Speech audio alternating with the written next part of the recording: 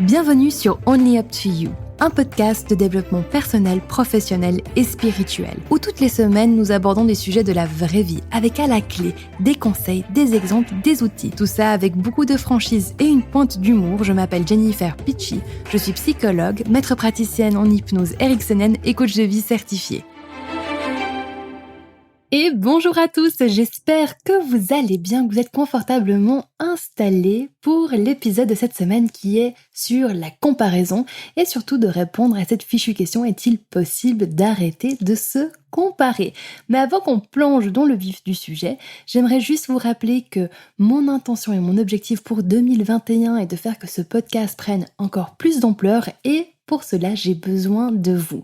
Et en me renseignant, en parlant à différents spécialistes sur la meilleure manière d'augmenter, si vous voulez, l'audience du podcast, c'est d'avoir des évaluations et des commentaires sur Apple Podcast. Du coup, la solution que j'ai trouvée, c'est si vous êtes sur Apple Podcast, mettez une évaluation, un commentaire, et chaque semaine, je vais sélectionner le meilleur commentaire. Et cette personne se verra offrir une séance de peintre d'analogie ou bien 30% sur le programme d'auto-coaching. Aussi, tous les jeudis, je mets sur les stories Instagram une boîte à questions où vous pouvez me poser des questions si vous avez besoin que j'approfondisse un sujet ou bien vous avez juste une question par rapport à des épisodes précédents.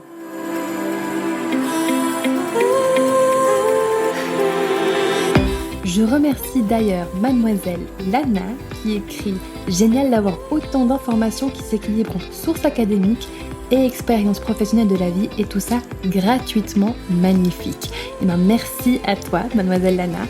Et si tu veux avoir ta séance de Pinta ou 30% sur le programme d'auto-coaching, prends une capture d'écran, envoie-la moi et puis on s'arrange entre nous après pour agender tout cela.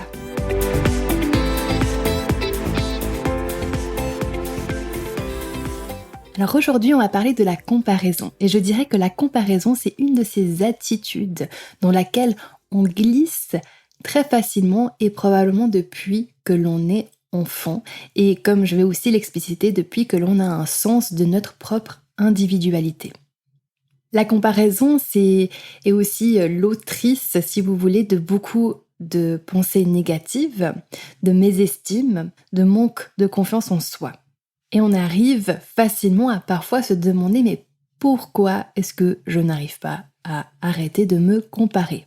Parfois, j'arrive à ne pas me comparer pendant des semaines, des mois, et qu'est-ce que je me sens bien. Et tout d'un coup, c'est comme si je repars dans une espèce de spirale descendante qui n'est vraiment pas ressourçante.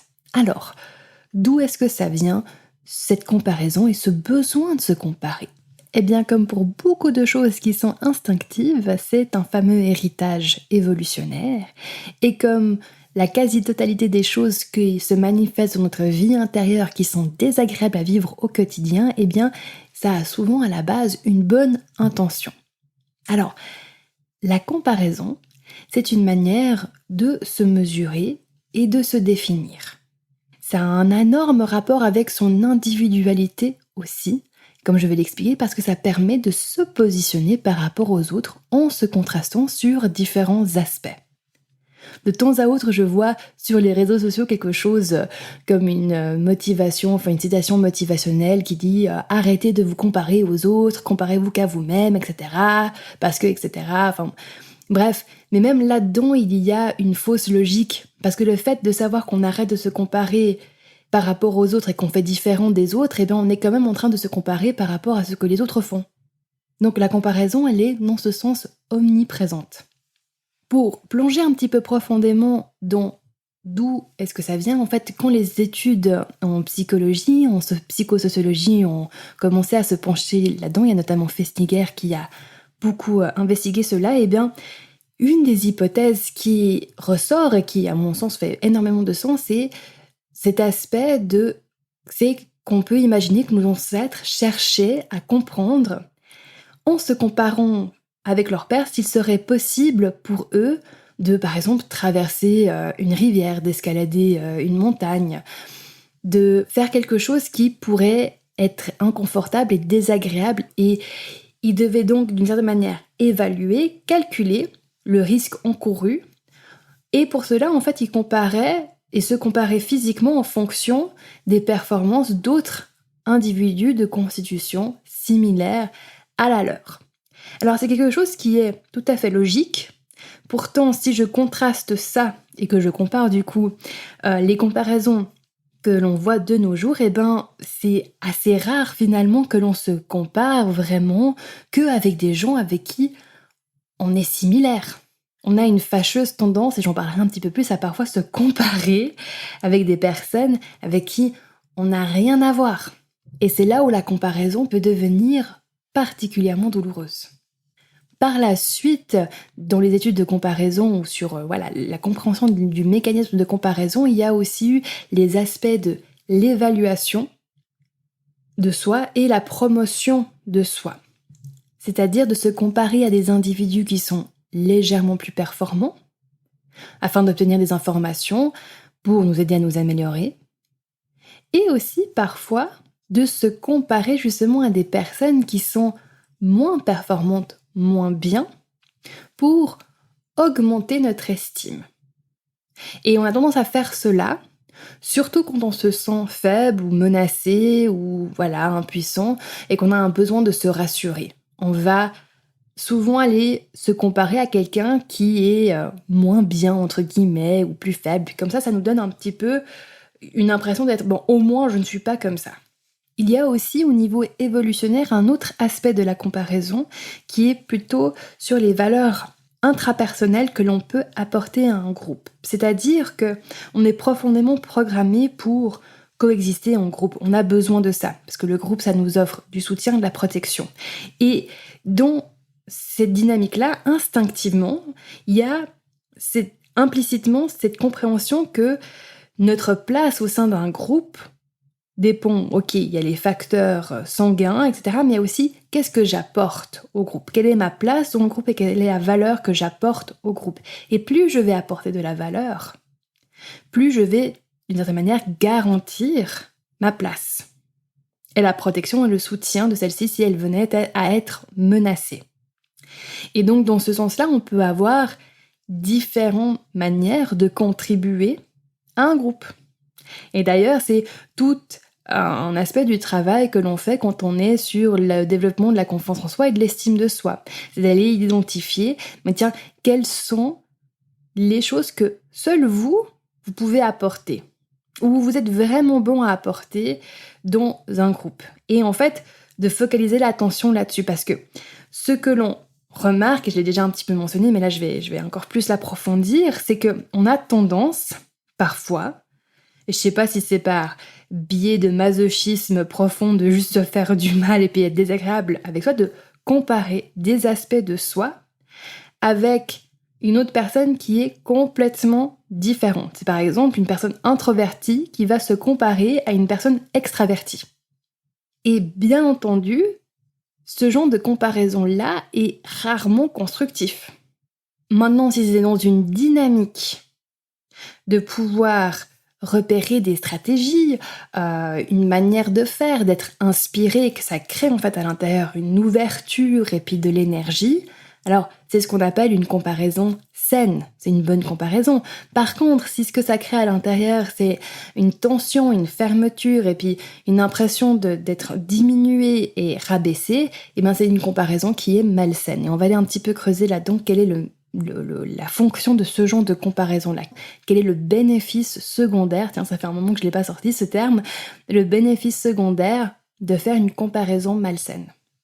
Un des pièges, et j'espère que vous le remarquerez la prochaine fois que vous le faites, c'est qu'on a tendance à se comparer négativement en prenant un exemple de nos pires moments ou d'une faiblesse ou d'un échec et de le comparer, de le contraster avec une réussite et un exploit d'une autre personne.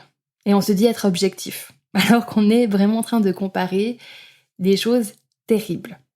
Et ce que je vous invite à faire dans un premier temps pour aller justement faire émerger ces bénéfices secondaires, c'est de vous poser la question lorsque vous vous comparez de manière négative et que c'est vraiment quelque chose qui n'est pas utile pour vous, qui n'est pas constructif, c'est d'aller vous poser la question là, qu'est-ce que j'essaye de confirmer comme croyance en moi? Je m'explique. Prenons par exemple une personne qui compare son physique au physique d'un top modèle. Et c'est une personne qui par exemple fait 1m50, elle se compare au physique d'un top modèle qui fait 1m79 ou 79. Bien sûr, c'est incomparable. Pourtant, elle le fait. C'est-à-dire que dans ce processus-là, même ça fait mal, il y a quelque chose d'utile. Et si on creuse, et là je suis en train de faire quelque chose de complètement fictif, et bien sûrement qu'on va trouver qu'en fait, en se faisant mal à travers cela, quotidiennement on se met en face au fait qu'elle n'est pas aussi jolie que cet autre top modèle, et bien que cela justifie le fait qu'elle ait une vie moins heureuse, moins de succès.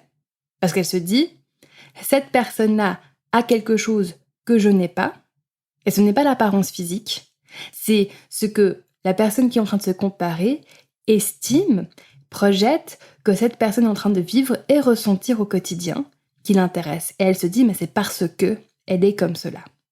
Et vu que moi, je ne suis pas comme cela, eh bien, je confirme ma croyance que pour être heureux, eh ben, il faut faire 1m79 et puis, puis peser, je sais pas moi, 57 kilos, et voilà. Ça peut être un exemple bateau, mais souvent il y a ça derrière. Je me compare à une personne avec laquelle je n'ai rien à voir, ou avec laquelle j'ai quelque chose à voir aussi, ça peut fonctionner dans les deux cas, parce que derrière, je me dis que cette personne, elle a ça en plus parce qu'elle est comme ça. Et du coup, je me focalise sur ce que je n'ai pas, du coup, mon attention et mon intention va là, du coup, l'énergie mentale va là, du coup, ma réalité se crée autour de ce que je n'ai pas, et du coup, je me conforte aussi, et désolée si ça va vous heurter un petit peu, dans une posture de victime. Je n'y peux rien, c'est pas de ma faute, c'est parce que, etc., etc.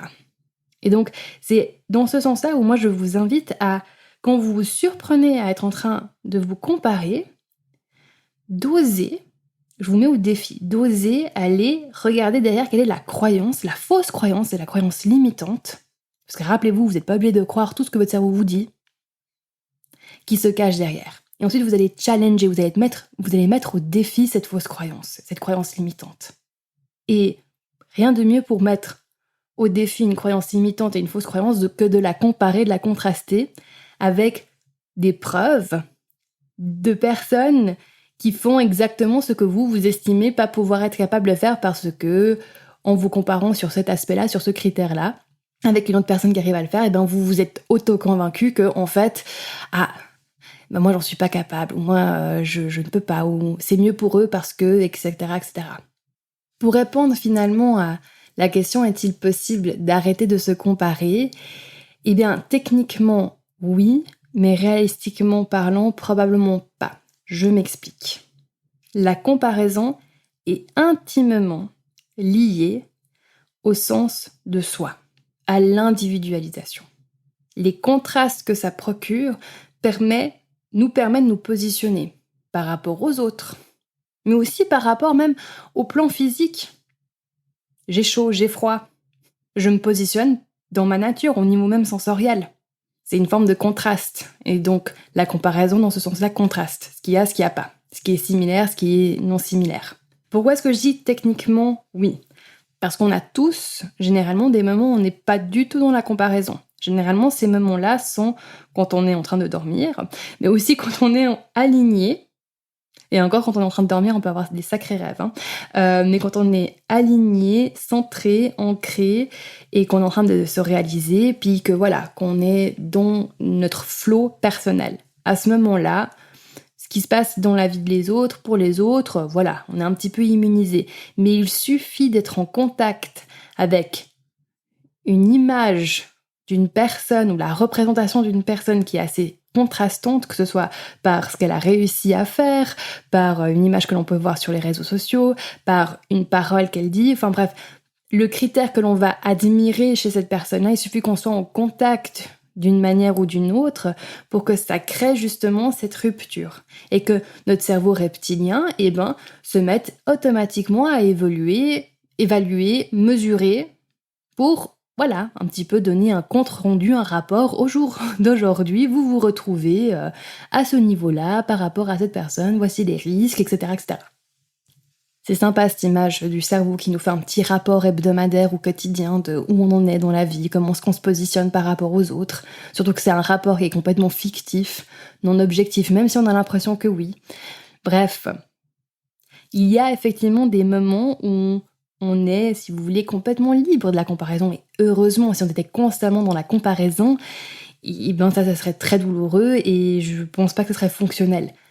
Mais être totalement délivré de la comparaison, je pense que seules certaines personnes qui sont très assidues sur ce travail d'elles-mêmes, mais presque à un niveau A7, où elles sont dans une recherche et un travail d'elles-mêmes de justement s'extirper de l'ego, de l'individualisation pour accéder à des états de conscience supérieure, et bien celles-ci, oui, peut-être qu'elles arrivent à maintenir un état de non-comparaison. Donc, à moins que vous soyez ermite ou ascète dans un temple, eh ben, moi je vous invite à lâcher peut-être cette pression que vous vous mettez quand vous surprenez à être en train de vous comparer, puis que vous dites non, il faut pas que je me compare parce que c'est pas bien. Ok, super, ça aide pas. Puis peut-être de reformuler ça avec ah ben tiens, il y a mon cerveau là, il s'est mis en place, c'est instinctif, je suis en train de me comparer, ça me sert, cool, ça m'inspire parce que c'est en train de me donner peut-être des idées de comment je pourrais faire différemment, ça me donne aussi juste l'information que c'est possible. Et ça c'est tellement important, j'en parlerai à un autre moment de cet effet-là. Et que si au contraire je remarque que c'est une comparaison malsaine qui me plombe, et ben que j'aille chercher derrière quelle est la fausse croyance que je suis en train d'essayer de confirmer à travers le fait que je me fasse du mal. Et vous pouvez recadrer ça de manière saine. Et d'ailleurs, il y a aussi l'hypnose qui fonctionne super bien pour vraiment déblayer un maximum ces effets négatifs de la comparaison. En tout cas, que vous viviez la comparaison de manière purement informative. Ah bah tiens, oui, je suis en train de me comparer là-dessus. Ah ouais, bon, ça m'apporte quelque chose. Non, ça m'apporte pas. Bon, ok, je reprends un petit peu le contrôle de mon esprit, je remets le Jedi un petit peu en poste de pilote, j'arrête de laisser papy et mamie conduire mon cerveau en étant complètement aveugle et puis à moitié sourd. Je reprends la maîtrise de ma vie intérieure tout en accueillant les émotions. Et je fais le tri et je décide pour moi. Je le fais de manière consciente et délibérée. Je recadre ces phrases, je mets de la distance en fait aussi avec cette comparaison. Si vous voulez, je ne m'associe pas, je ne m'identifie pas à cette partie-là de moi. C'est juste un héritage. Et il y a quelque chose de profondément déculpabilisant dans le fait de se dire « Ah tiens, il y a une partie de moi qui fait partie d'un héritage ancestral qui s'est activée. » Et là, elle ne me sert pas à grand-chose. Donc je la remercie et je lui dis gentiment d'aller, dans son coin à nouveau, d'aller rejouer avec des trucs silencieusement. Voilà. Bon, avec ça, je vous laisse, je vous remercie pour votre écoute et je vous dis à la semaine prochaine.